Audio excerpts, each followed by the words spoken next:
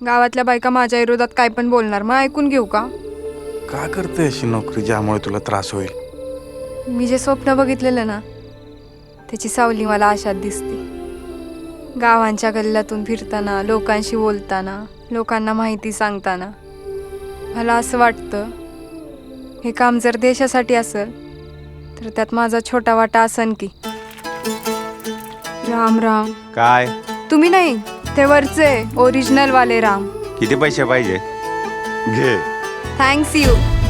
मला तुझ्या कामाबद्दल काहीच म्हणणं नाही. घर कसं चालवायचं तू बघ, आणि मला कसं सांभाळायचंय बी तुझ बघ.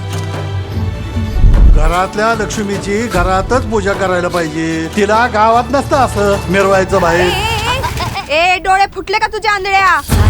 सुनेला मुठीत ठेवायची पण एक कला असते. तिला जितकं उडायचं तितकं उडू दे, आपण फक्त गंमत बघायची.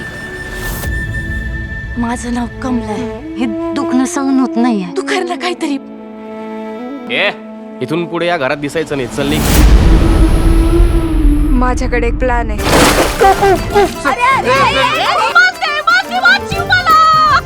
तू गरोदर आहे. कसं? हे असं चाललं थुत्तावर घेऊन असं असं. कसं? पदर घ्या डोक्यावर, चांगलं तोंड झाकून घे. पदरवर घ्यायचा नाही. तुला जेवढं सोपं वाटते ना तेवढं सोपं नाही ते. माझ्याशी जर कुणी वाकडत गेलं तर मी कुणाची खैर करणार नाही. त्या निळ्या साड्यावाल्या बहिणी तुला शिकवलं ना सगळं. कुटुंबामध्ये नोकरी घुसवते तू. मी ही नोकरी सोडून दिल्यावर सगळं ठीक होणार असेल तर मी आशाचं काम सोडून देते.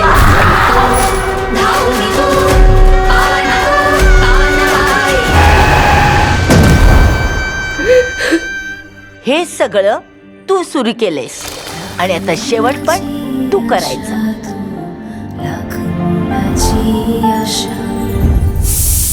कुकर गॅसवर ठेवून कुठं उलटली होती ग? मी आत गेली की कुकर फुटला आणि मी वर डागात. मी एक पिक्चर पाहिला होता, त्याच्यामध्ये हेमा मालिनी ललिता पवारला असंच मारून टाकती. काय म्हणाली का भावाने?